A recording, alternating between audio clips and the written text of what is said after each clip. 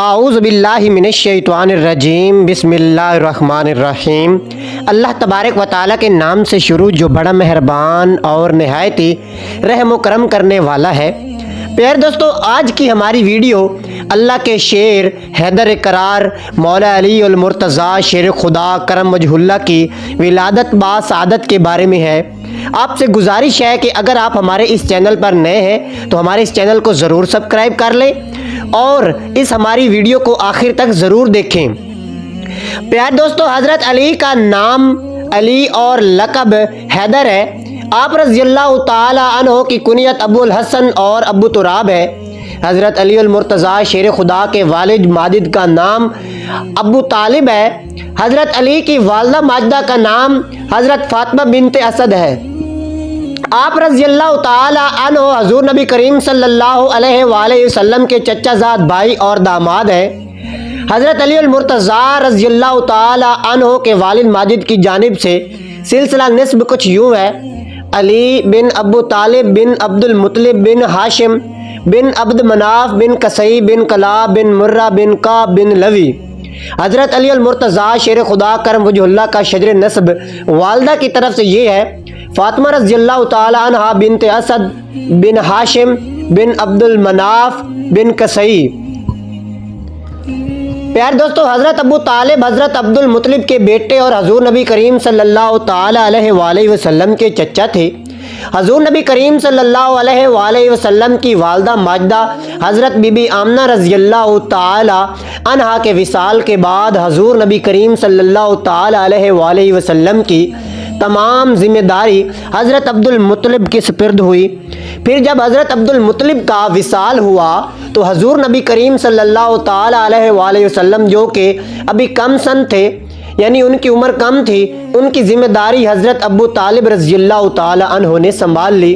حضور نبی کریم صلی اللہ تعالی علیہ وآلہ وسلم 8 برس کی عمر میں اپنے چچا حضرت ابو طالب کی آغوش میں آ گئے اور 50 برس کی عمر تک ان کے ساتھ رہے۔ آپ صلی اللہ تعالی علیہ وآلہ وسلم اپنے چچا حضرت ابو طالب سے بے پناہ محبت کرتے تھے۔ حضرت ابو طالب نے حضور نبی کریم صلی اللہ تعالی علیہ وآلہ وسلم کے اعلان نبوت کے بعد ہر مشکل گھڑی میں آپ علیہ الصلاۃ والسلام کا ساتھ دیا اور ہمہ وقت آپ صلی اللہ تعالی علیہ وآلہ وسلم کی حفاظت فرماتے رہے۔ حضور نبی کریم صلی اللہ تعالی علیہ وآلہ وسلم کی یہ خواہش تھی کہ حضرت ابو طالب دائرہ اسلام میں داخل ہوں، اس لیے وہ گاہ بقائے آپ کو دعوت اسلام دیتے رہے یہاں تک کہ آپ مرض الموت میں مبتلا ہو گئے۔ پیارے دوستو، حضرت ابو طالب کثیر العیال تھے اور آپ کی مالی حالت بھی اچھی نہ تھی۔ حضور نبی کریم صلی اللہ تعالی علیہ وآلہ وسلم نے اپنے چچا حضرت عباس رضی اللہ تعالی عنہ سے مشورہ کیا اور یوں حضرت عباس رضی اللہ تعالیٰ عنہ نے حضرت جعفر رضی اللہ تعالیٰ عنہ کی اور حضور نبی کریم صلی اللہ تعالی علیہ وآلہ وسلم نے حضرت علی المرتضیٰ شیر خدا کرم وجہ اللہ کی ذمہ داری سنبھالی۔ پیارے دوستو، روایات میں آتا ہے کہ حضرت ابو طالب جب مرض الموت میں مبتلا ہوئے تو حضور نبی کریم صلی اللہ علیہ وآلہ وسلم اس وقت آپ کے پاس تشریف لائے اور آپ کو ایک مرتبہ پھر دعوت اسلام دی۔ حضرت ابو طالب نے پوچھا کہ وہ کون سا کلمہ ہے جو مجھے نجات دے گا۔ حضور نبی کریم صلی اللہ علیہ وآلہ وسلم نے آپ کو کلمہ سکھایا: لا الہ الا اللہ محمد رسول اللہ۔ حضرت ابو طالب نے کہا: اے بھتیجے، میں جانتا ہوں کہ تو میرا خیر خواہ ہے، لیکن میں اس بات سے ڈرتا ہوں کہ اہل قریش یہ نہ کہیں کہ میں موت کے ڈر سے مسلمان ہو گیا ہوں۔ حضور نبی کریم صلی اللہ علیہ وسلم کے جانے کے کچھ دیر بعد حضرت ابو طالب وصال فرما گئے۔ حضرت علی المرتضیٰ شیر خدا کرم وجہ اللہ نے حضور نبی کریم صلی اللہ علیہ وسلم کی خدمت میں حاضر ہو کر والد بزرگوار کے وصال کی خبر دی۔ حضور نبی کریم صلی اللہ علیہ وآلہ وسلم کی آنکھوں سے آنسو جاری ہو گئے۔ پیارے دوستو، حضرت علی المرتضیٰ شیر خدا کرم وجہ اللہ کی والدہ ماجدہ حضرت فاطمہ بنت اسد رضی اللہ تعالی عنہا حضرت عبد المطلب رضی اللہ تعالی عنہ کی بھتیجی تھی۔ آپ رضی اللہ تعالی عنہ کا نکاح حضرت ابو طالب سے ہوا۔ حضرت علی المرتضیٰ شیر خدا کرم وجہ اللہ کی والدہ ماجدہ حضرت فاطمہ بنت اسد رضی اللہ تعالی عنہا ہاشم خاندان کی پہلی خاتون تھی جو دائرہ اسلام میں داخل ہوئیں۔ پیارے دوستو، حضرت فاطمہ بنت اسد رضی اللہ تعالیٰ عنہ بچپن ہی سے ہی نہایت بلند اوصاف حمیدہ کی مالک تھیں۔ آپ رضی اللہ تعالیٰ عنہ کی ان نیک خصلتوں کی وجہ سے حضرت ابو طالب رضی اللہ تعالیٰ عنہ نے آپ رضی اللہ تعالیٰ عنہ کو اپنے بیٹے حضرت ابو طالب کے لیے پسند کیا۔ حضرت فاطمہ بنت اسد حضور نبی کریم صلی اللہ تعالیٰ علیہ وآلہ وسلم پر اپنے بچوں سے بھی زیادہ مشفق رہیں۔ حضور نبی کریم صلی اللہ علیہ وآلہ وسلم نے جب تمام مسلمانوں کو مدینہ منورہ کی جانب ہجرت کرنے کا حکم دیا تو حضرت فاطمہ بنت اسد بھی ہجرت کر کے مدینہ منورہ تشریف لے گئیں۔ حضور نبی کریم صلی اللہ علیہ وآلہ وسلم کو حضرت فاطمہ بنت اسد رضی اللہ تعالیٰ عنہ سے بے انتہا محبت تھی۔ آپ صلی اللہ علیہ وآلہ وسلم اکثر و بیشتر حضرت فاطمہ بنت اسد کے گھر تشریف لے جاتے اور وہاں پہ آرام فرماتے تھے۔ پیارے دوستو، ہجرت نبوی کے چوتھے یا پانچویں سال مدینہ منورہ میں حضرت فاطمہ بنت اسد رضی اللہ تعالی عنہ کا وصال ہوا۔ حضور نبی کریم صلی اللہ علیہ وآلہ وسلم کو جب آپ رضی اللہ تعالیٰ عنہ کے وصال کی خبر ملی تو حضور نبی کریم صلی اللہ علیہ وآلہ وسلم کی آنکھوں سے آنسو جاری ہو گئے اور آپ صلی اللہ علیہ وآلہ وسلم ان کے گھر تشریف لے گئے اور سرحانے کے نزدیک کھڑے ہو کر فرمایا، اے میری ماں، اللہ عز و جل آپ پر رحم فرمائے۔ آپ نے خود بھوکا رہ کر مجھے کھلایا اور اپنی ضروریات کو پس سے پشت ڈال کر میری ضروریات کو پورا کیا۔ اس کے بعد حضور نبی کریم صلی اللہ علیہ وآلہ وسلم نے اپنی قمیض مبارک حضرت علی المرتضیٰ رضی اللہ تعالی عنہ کو مرحمت فرمائی اور ہدایت کی کہ میری قمیض سے انہیں کفن دو۔ پیارے دوستو، حضرت اسامہ بن زید رضی اللہ تعالی عنہ اور حضرت ابو ایوب انصاری رضی اللہ تعالی عنہ نے جنت البقیع میں قبر کھودی اور حضور نبی کریم صلی اللہ علیہ وسلم نے قبر مبارک میں اتر کر اس کو معطر کیا اور دعا فرمائی، اے میرے اللہ، میری ماں کی مغفرت فرما اور ان کی قبر کو وسیع فرما۔ اس کے بعد آپ صلی اللہ علیہ وآلہ وسلم نے انہیں قبر مبارک میں اتارا۔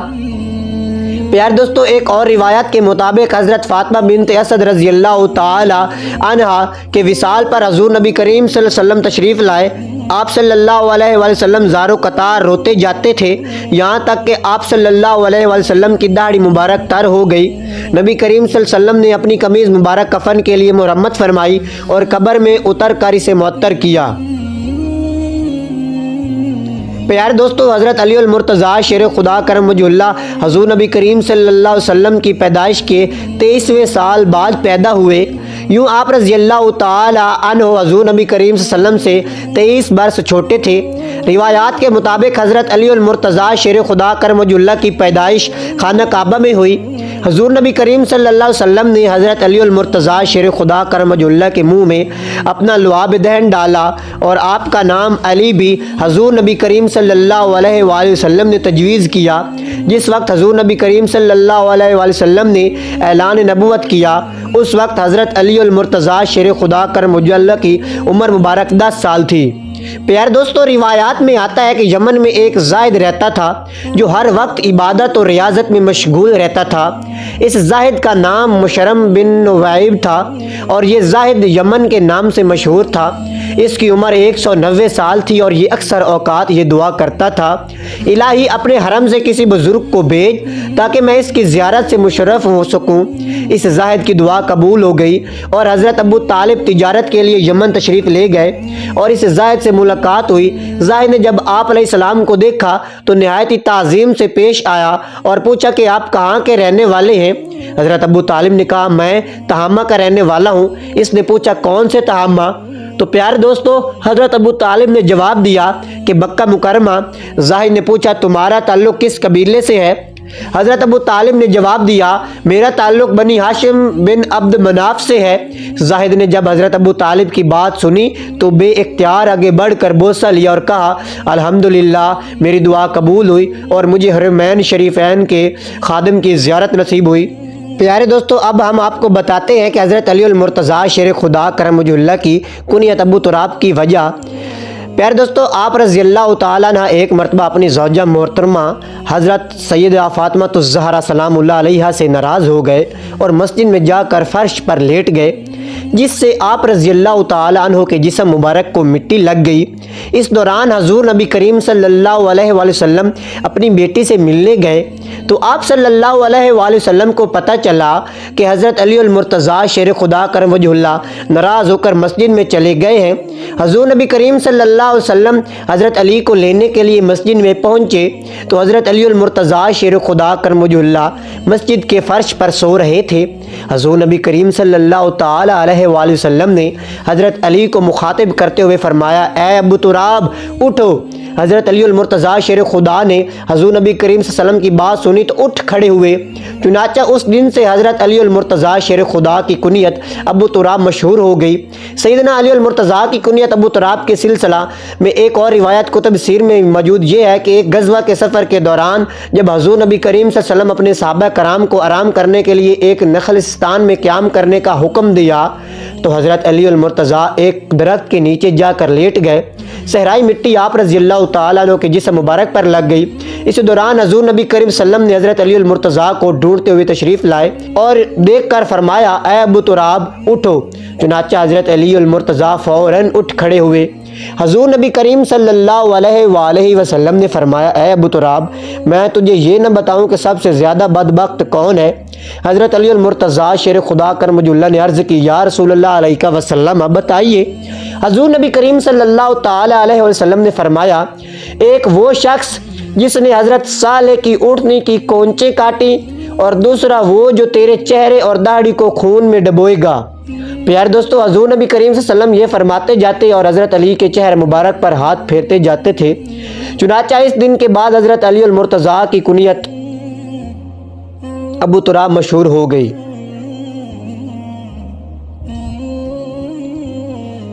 پیارے دوستو، حضرت علی المرتضیٰ شیر خدا کرم وجہ اللہ کے ایمان لانے سے متعلق حضرت ابو لیلہ رضی اللہ تعالیٰ عنہ کی روایت ہے کہ حضور نبی کریم صلی اللہ علیہ وسلم پر وحی بروز پیر نازل ہوئی اور حضور اور حضرت علی المرتضیٰ اگلے روز یعنی بروز منگل دائرہ اسلام میں داخل ہوئے۔ حضرت علی المرتضیٰ رضی اللہ تعالیٰ عنہ کے قبول اسلام کے بارے میں ایک روایت یہ بھی ہے کہ حضرت علی المرتضیٰ شیر خدا کرم وجہ اللہ چونکہ حضور نبی کریم صلی اللہ علیہ وسلم کے زیر سایہ پرورش پا رہے تھے، اس لیے آپ رضی اللہ تعالیٰ عنہ نے جب حضور نبی کریم صلی اللہ علیہ وسلم اور ام المومنین حضرت خدیجہ الکبریٰ رضی اللہ تعالی عنہ کو عبادت میں مصروف دیکھا تو حضور نبی کریم صلی اللہ علیہ وسلم سے دریافت کیا، آپ کیا کر رہے ہیں؟ حضور نبی کریم صلی اللہ علیہ وسلم نے فرمایا، ہم اللہ تبارک و تعالیٰ کی عبادت کر رہے ہیں۔ حضرت علی المرتضیٰ نے پوچھا، یہ کیسی عبادت ہے؟ حضور نبی کریم صلی اللہ علیہ وسلم نے فرمایا، یہ اللہ تبارک و تعالیٰ کا دین ہے اور اللہ نے مجھے اپنے دین کی تبلیغ اور لوگوں کی رشد و ہدایت کے لیے چنا ہے، اور میں تمہیں اس اللہ وحدہ لا شریک پر ایمان لانے کی دعوت دیتا ہوں۔ تو پیارے دوستو، حضرت علی المرتضیٰ شیر خدا کرم وجہ اللہ نے جب حضور نبی کریم صلی اللہ علیہ وسلم کی بات سنی تو حیران ہو گئے اور پوچھا کہ میں نے پہلے کبھی اس دین کے بارے میں کچھ نہیں سنا، اس بارے میں مجھے فیصلہ کرنا مشکل نظر آتا ہے، اس لیے میں اس بارے میں اپنے والد سے مشورہ کرنا چاہتا ہوں۔ حضور نبی کریم صلی اللہ علیہ وسلم نے فرمایا، علی تمہیں اس بات کا حق حاصل ہے، لیکن ابھی تم اس بات کا ذکر کسی اور شخص سے نہ کرنا۔ حضرت علی المرتضیٰ رضی اللہ تعالی عنہ نے حضور نبی کریم صلی اللہ علیہ وآلہ وسلم سے وعدہ کیا کہ اس بات کا ذکر کسی سے نہیں کریں گے۔ تو پیارے دوستو، چنانچہ اس رات جب حضرت علی المرتضیٰ رضی اللہ تعالیٰ عنہ سونے کے لیے لیٹے تو وہ اس بات پر غور کرتے رہے اور سو گئے۔ اللہ عز و جل نے آپ رضی اللہ تعالیٰ عنہ کے قلب کو روشنی عطا فرمائی اور حضرت علی المرتضیٰ شیر خدا نے اپنے والد بزرگوار سے مشورہ کیے بغیر اگلے روز حضور نبی کریم صلی اللہ علیہ وسلم کی خدمت اقدس میں حاضر ہو کر ان سے عرض کی کہ میں دائرہ اسلام میں داخل ہونا چاہتا ہوں اور مجھے دائرہ اسلام میں داخل فرما لیں۔ حضور نبی کریم صلی اللہ علیہ وآلہ وسلم نے حضرت علی المرتضیٰ کو کلمہ پڑھایا اور حضرت علی المرتضیٰ مشرف با اسلام ہوئے۔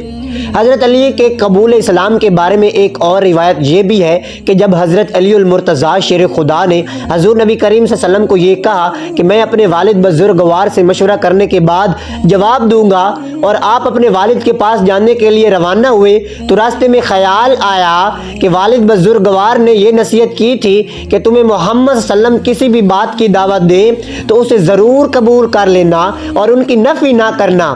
چنانچہ آپ فوراً پلٹے اور حضور نبی کریم صلی اللہ علیہ وسلم کی خدمت میں حاضر ہو کر اسلام قبول کر لیا۔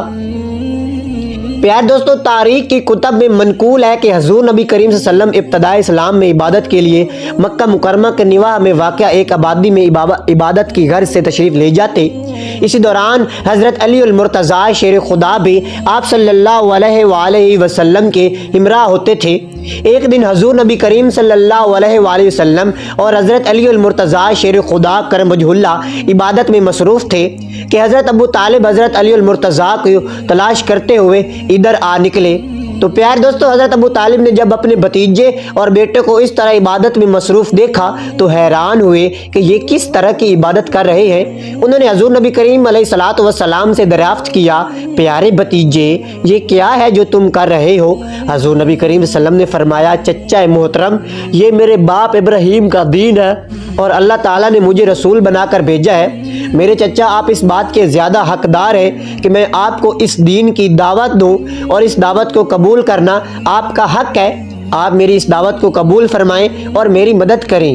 حضرت ابو طالب نے حضور نبی کریم صلی اللہ علیہ وسلم کی بات سننے کے بعد کہا، پیارے بھتیجے، تم درست کہتے ہو، لیکن میں اپنے آباء و اجداد کے دین کو نہیں چھوڑ سکتا، لیکن تم اس بات پر اطمینان رکھو، جب تک میں زندہ ہوں تمہیں کوئی تکلیف نہیں پہنچائے گا۔ پھر حضرت ابو طالب رضی اللہ تعالیٰ عنہ نے اپنے بیٹے حضرت علی المرتضیٰ کی جانب متوجہ ہو کر فرمایا، جنہوں نے ابھی تک ان سے اپنے اسلام قبول کو چھپا رکھا تھا، ان کو مخاطب کرتے ہوئے کہا، اے علی، اے میرے فرزند، تمہیں انہوں نے راہ حق کی دعوت دی ہے، تم ان کے ساتھ رہو اور ان کی خدمت کو اپنا شعار بنا لو، ان کا دامن مضبوطی سے تھامے رکھنا، کیونکہ یہ جو بات تم سے کہیں گے وہ نیکی اور بھلائی کی بات ہوگی۔ حضرت علی المرتضیٰ رضی اللہ تعالیٰ عنہ نے جب والد بزرگوار کی بات سنی تو ان کو اطمینان ہو گیا اور جس بات کا خدشہ تھا وہ دور ہو گیا۔ اب مزید حضرت علی المرتضیٰ شیر خدا کھل کر حضور نبی کریم صلی اللہ علیہ وسلم کی عبادت میں مصروف رہنے لگے۔ پیار دوستو، حضور نبی کریم صلی اللہ علیہ وسلم نے بعثت کے بعد خفیہ طور پر اپنی تبلیغ جاری رکھی اور اس عرصہ میں کئی لوگ دائرہ اسلام میں داخل ہو گئے۔ 3 برس کی خفیہ تبلیغ کے بعد اللہ عز و جل نے سورۃ شعراء کی یہ آیت نازل فرمائی جس میں حضور نبی کریم صلی اللہ علیہ وآلہ وسلم کو اپنے قریبی رشتہ داروں کو دعوت اسلام دینے کا حکم ہوا۔ ارشاد باری تعالیٰ ہوا، اے پیغمبر اسلام، اپنے رشتہ داروں کو آخرت کے عذاب سے ڈرائیے۔ حضور نبی کریم اللہ تبارک و تعالیٰ کے اس فرمان کے مطابق کوہ صفا کی چوٹی پر چڑھ کر اپنی قوم کو بلایا۔